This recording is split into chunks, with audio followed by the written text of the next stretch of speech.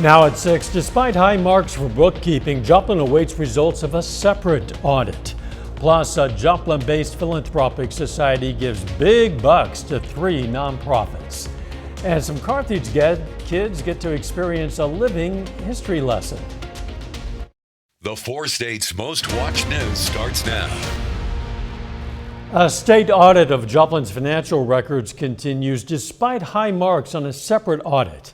This is KOAM News at 6. I'm Dow Quick. KOAM's Amber Jenkins joins us in the studio now with more. The ongoing state audit is the one that was prompted by a citizen's petition last November, and the award for a separate annual audit by an independent auditor that's required by the city charter. For 33 consecutive years, the Government Finance Officers Association has rewarded Joplin with a Certificate of Excellence in Financial Reporting.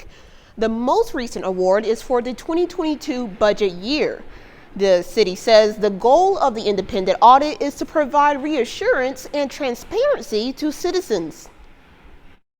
People understand, number one, that our financial information is being audited by outside independent people.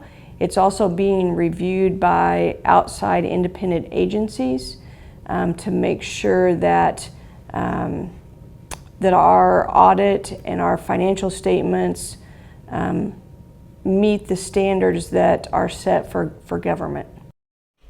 Again, the audit demanded by the petition is still underway. The state auditor's office had told us previously that the audit was to begin in February. We reached out to the office today to get an update, but we have not yet received a response. Dow, back to you. Amber, thanks. Let's check in with Chief Meteorologist Doug Heddy now for our first look at the weather. Yeah, and it actually turned out to be a fantastic Tuesday. We got a little bit of rain showers and thunderstorms yesterday, but today's been pretty quiet. We're sitting into lower 70s on the Missouri side, also the Arkansas side. Mid to upper 70s once you get out across Oklahoma and also parts of Kansas, pushing 80 in our western counties. The evening hours are going to be fantastic. We just have some cumulus clouds kind of shooting through, and you can see a few random little showers. Our far eastern counties kind of heading over towards Springfield and also Branson, but most of us are looking pretty good. We're going to have clear skies tonight, then we're going to watch this next wave, which will start to affect us by the time we head into the daytime hours tomorrow. But again, the evening is going to be fine. 70s, 60s, mid 50s for overnight lows. We'll talk about more thunderstorms in the forecast here in just a bit. Catching a few. It's National Police Week. So the Jasper County Sheriff's Office took time to honor fallen law enforcement officers. The ceremony at the county courthouse in Carthage recognized the brave men and women who were killed in the line of duty while serving Jasper County. Local officials, law enforcement members, and community members all paid their respects. Tomorrow, the Newton County Sheriff's Office will host its annual Peace Officers Memorial Service as part of National Police Week. The Joplin Regional Community Foundation today donated $130,000 to 3 area nonprofits. The money comes through the foundation's philanthropic society. The Joplin Police Department, Creative Learning Alliance, and Watered Gardens each get at least $30,000. The JRCF says grants like this are all part of its mission. Why we exist, we're here to make the community better and help our nonprofits. We have about 65 nonprofits that have funds with us. We have a total of about 160 funds. Some of those are donor-advised funds and other types, but these agency partners that we have, the nonprofits, are very important to us, and it's very important to us to try to help them. Since the first grants in 2019, the Philanthropic Society has awarded more than $1.1 million to nonprofits serving Joplin, Webb City, and Carl Junction. City of Carthage brought history to life today with the Great Americans Day.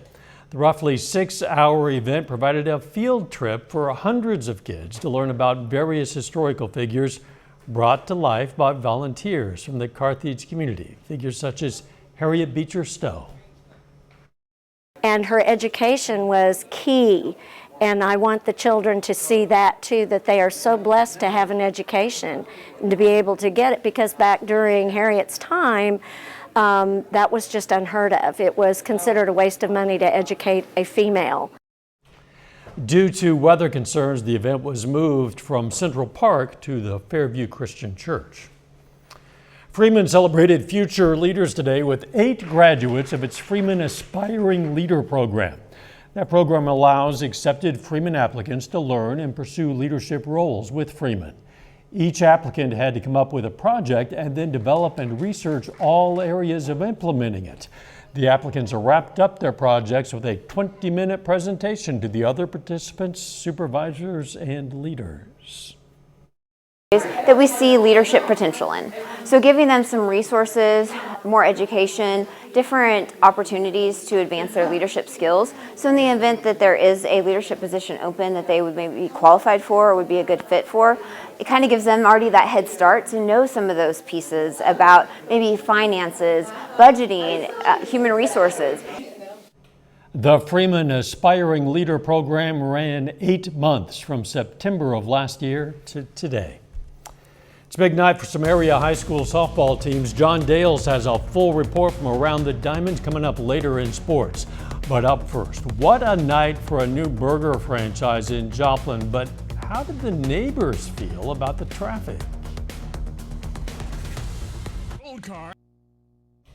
The new Whataburger in Joplin opened its drive-thru this week. Now, as we showed you yesterday, to avoid traffic on Range Line, the drive-thru line is currently being directed to the neighborhood behind the restaurant. KOIM's Fernandez Silva today spoke to residents to get their reaction. Crazy. They were lined up from the restaurant all the way to the first section up here.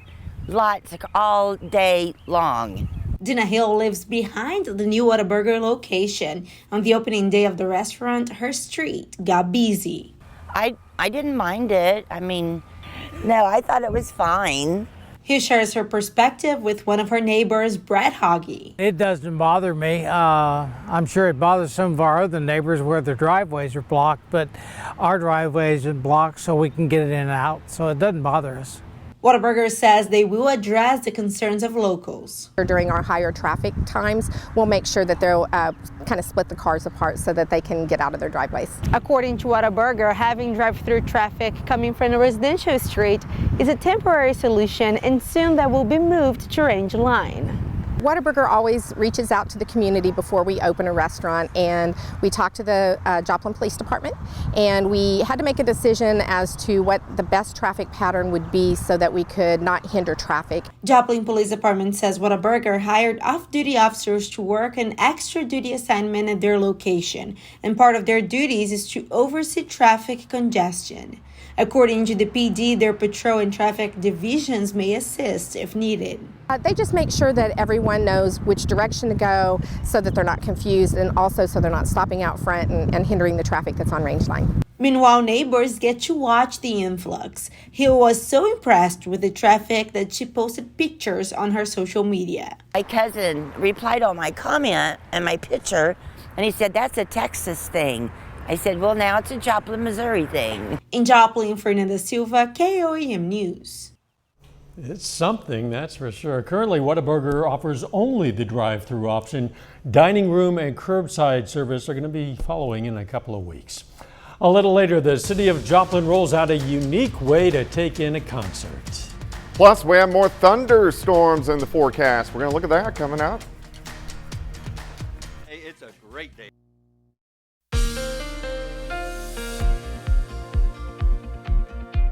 Well, of course, a pretty good Tuesday for us today. Temperatures great, mid to upper 70s to near 80 for afternoon highs. We have been kind of in and out of the clouds throughout the afternoon, but overall, it looks pretty good, and we're going to see pretty good conditions for us tonight. Nice shot of our Cornell Arts and Entertainment Complex tower cam, of course, looking at downtown Joplin. Temperatures a little bit cooler on the Missouri side, but great, 72 in Lamar, 71 in Cassville, 77 in Veneta.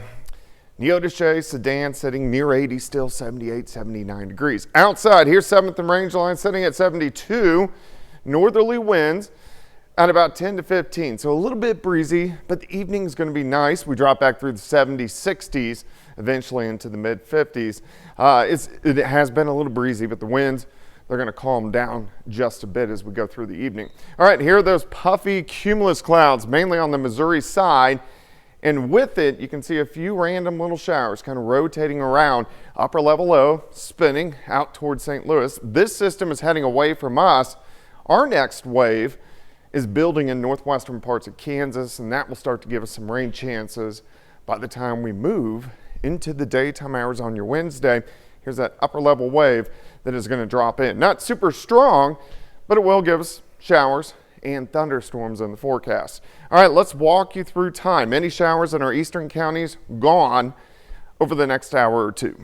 As we go through the night, we get some clouds in here late.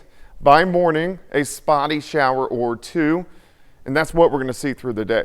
A random shower. Most of you will stay dry all day long as we warm near 80 degrees.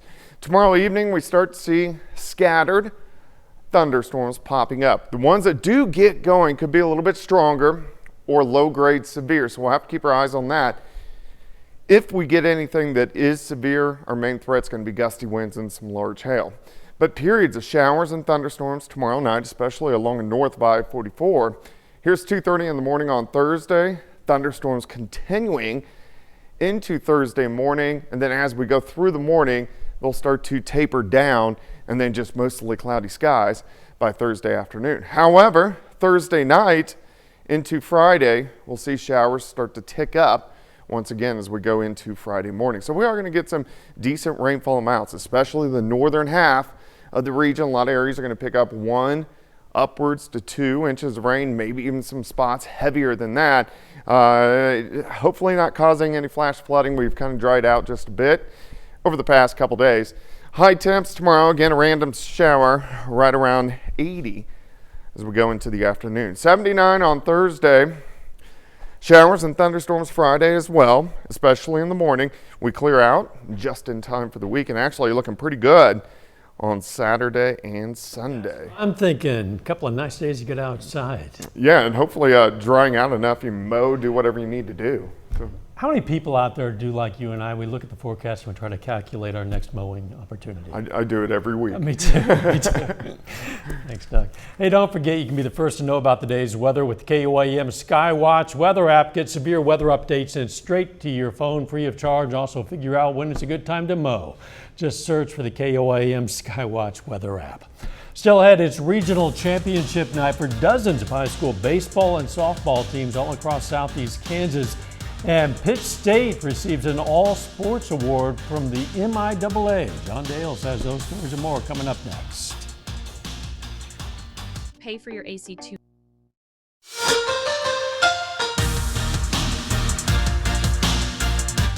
It's a jam-packed night for high school softball and baseball across the 4 states. Dozens of our local teams have their season on the line in the regional and district semifinals. But we'll start in southwest Missouri with 2 teams playing in the state quarterfinals. Liberal High School softball hosts Ash Grove in a game that just is getting started now. Bulldogs are coming off a district championship last week. We'll bring you the highlights and post-game reaction from this one later tonight at 9 and 10. Meanwhile, Diamond tries to punch its ticket to the Class 2 semifinals. The Wildcats host Forsyth in the quarterfinals this evening. Diamond has not lost to a team from Missouri all year. They try to continue that streak tonight. We'll bring you the highlights from this one as well later tonight. Over in Kansas, the Class 2-1A regional semifinals and finals take place this evening in Erie. Colgan plays Jayhawk Lynn in the semis.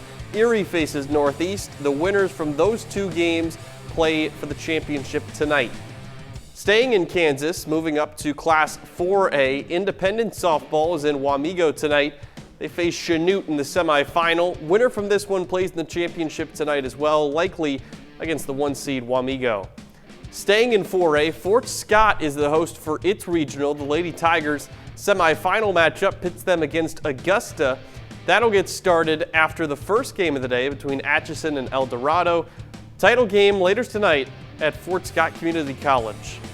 And finally in Class 5A, Pittsburgh softball dominates its semifinal 18-zip over Washington. The Purple Dragons have locked in their spot in the regional championship in Baser. The action on the diamond tonight not limited to softball. The same is true for high school baseball across both Missouri and Kansas. Starting in Southwest Missouri, Class 4 District 11 Championship. Tonight in Seneca, Aurora meets Mount Vernon. Both of these teams have won each of their last 2 contests to earn their spot in the title game. Then in Class 3, the District 12 Championship tonight. Battle of the Tigers, Lamar against Stockton. Winner from this one moves on to sectionals next week. Back over to Kansas. The 3A regional semifinals and finals take place tonight at Coffeyville Community College. These are the semifinal matchups. Winners meet in the championship. Another 3A regional takes place in Anderson County. Humboldt is the top seed and meets the host team in its semifinal matchup. Then in 4A, Independence meets Ottawa in the semifinals over in Rock Creek. I'll provide you score updates from all of these regional and district championships later tonight. Switching to college sports, Pittsburgh State wins the 2023-24 MIAA Commissioner's Cup. The conference announces today this award is a measure of all intercollegiate sports from the members of the MIAA. According to PSU Athletics, this is the 3rd season in a row the Gorillas have taken home this trophy. It comes after 8 different Pitt State sports programs won their conference championship. That's a look at sports. We'll be back after this. Right now, Sonic Shakes are... Here's a look at what's coming up on KOAM News at 9 on Fox 14. Webb City Fire Department throws a retirement party for a firefighter hanging up his gear after 40 years of service. Plus, Pitt State announces when construction will begin on its new soccer pitch. And untreated hearing loss impacts millions of Americans every year in more ways than one. We're going to have some tips to stay safe. Those stories, a lot more. It's coming up tonight. KOAM News at 9 on Fox 14. The city of Joplin brings a unique concert experience to the community this month. The concert truck is a 16-foot box truck that transforms into a sort of mobile concert hall capable of bringing a musical experience virtually anywhere in the community. Teaching artists Suzanne Zhang and Gabrielle Chow will perform 7 times in 5 days and will bring their own special love of music to the concert truck stage. Expect a lot of really fun, charming, profound and beautiful music from the classical canon. We usually do a little bit of genre bending, not so much this week, but sometimes we might reach a little bit outside of classical. The concert truck series begins tomorrow and wraps up on Sunday.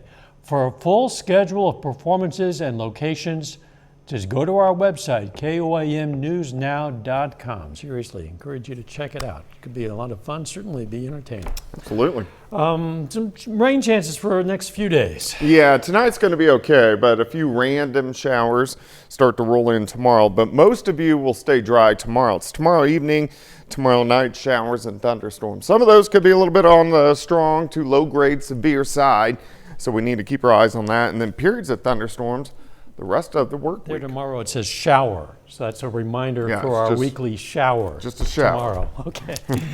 Thanks for joining us. We'll see you right back here for KOAM News at 10. Let's make it a great evening.